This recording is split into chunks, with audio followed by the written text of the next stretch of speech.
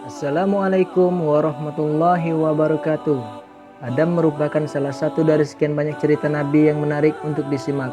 Bukan tanpa alasan, Nabi Adam sendiri merupakan manusia pertama yang diturunkan ke bumi.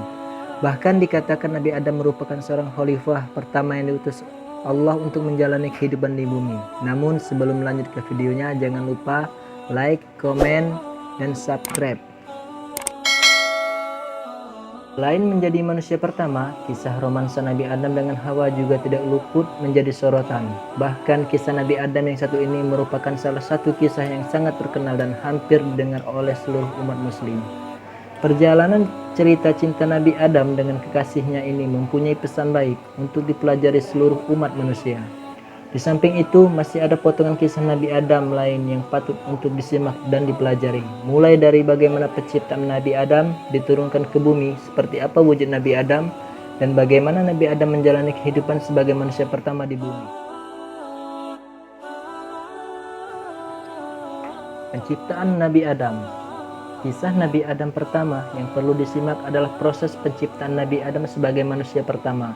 Dalam Quran Surat Al-Baqarah ayat 30, Allah mengatakan kepada malaikat sebelumnya bahwa Dia akan menciptakan khalifah di bumi. Di sini muncul percakapan antara malaikat dan Allah. Ingatlah ketika Tuhan berfirman kepada para malaikat, "Sesungguhnya aku hendak menjadikan seorang khalifah di muka bumi." Mereka berkata, "Mengapa engkau hendak menjadikan khalifah di bumi itu?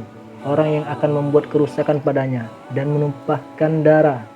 Padahal kami senantiasa bertasbih dengan memuji engkau dan menyucikan engkau." Allah berfirman, "Sesungguhnya aku mengetahui apa yang tidak kalian ketahui." Quran Surah Al-Baqarah ayat 30.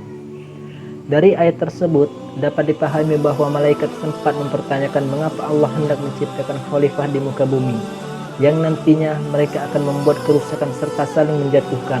Namun Allah lebih mengetahui segala hal dibandingkan malaikat.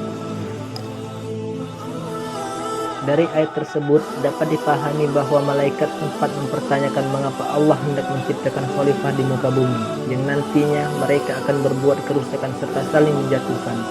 Namun Allah lebih mengetahui segala hal dibandingkan malaikat, sebab Allah adalah zat yang maha mengetahui.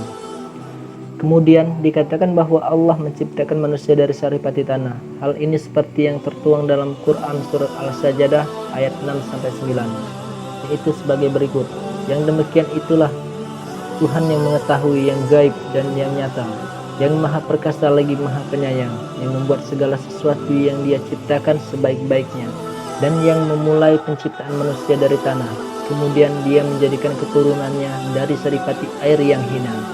Kemudian menyempurnakan dan meniupkan ke dalam roh ciptaannya, dan Dia menjadikan bagi kamu pendengaran, penglihatan, dan hati, tetapi kamu sedikit sekali bersyukur. Penciptaan Nabi Adam sebagai manusia pertama oleh Allah juga dijelaskan pada Quran Surah Al-Hijr ayat 26. Dan sesungguhnya kami telah menciptakan manusia Adam dari tanah liat kering yang berasal dari lumpur hitam yang diberi bentuk. Iblis menolak bersujud kepada Nabi Adam. Setelah menciptakan Nabi Adam, Allah kemudian memerintahkan malaikat dan iblis untuk bersujud kepada Nabi Adam. Seluruh malaikat dapat menaati apa yang diperintahkan Allah, sedangkan kaum iblis menolak perintah tersebut. Mereka menganggap derajatnya lebih mulia dibandingkan manusia, dengan alasan mereka diciptakan dari api, sedangkan manusia hanya dari tanah. Allah pun murka dengan sikap yang dilakukan iblis. Akibatnya iblis dikeluarkan dari surga Allah. Dari hal ini kemudian iblis bersumpah akan menggoda manusia untuk berbuat keburukan. Wujud dan usia Nabi Adam. Hal lain dari kisah Nabi Adam yang menarik untuk diketahui adalah bagaimana wujud seorang khalifah pertama ciptaan Allah tersebut. Dikatakan bahwa Nabi Adam diciptakan dengan tubuh yang lengkap. Tinggi tubuh Nabi Adam konon mencapai 60 hasta atau sekitar 18 meter.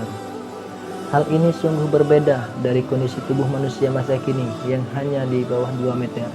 Ternyata perubahan ini telah dijelaskan pada hadis riwayat Bukhari sebagai berikut.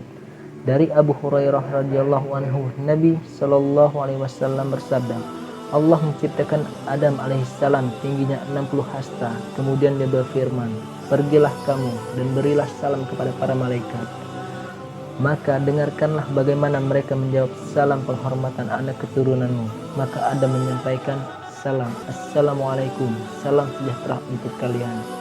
Mereka pun menjawab, Assalamualaikum warahmatullahi, salam sejahtera dari rahmat Allah untukmu.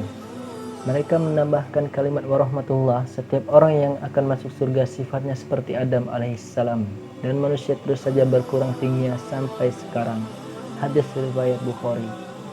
Selain mempunyai tubuh yang tinggi, ternyata Nabi Adam juga mempunyai usia yang panjang. Dikatakan bahwa Nabi Adam memiliki umur hingga 1000 tahun. Bahkan dalam salah satu riwayat hadis dikatakan bahwa Nabi Adam memberikan umur 40 tahun umurnya kepada Nabi Daud.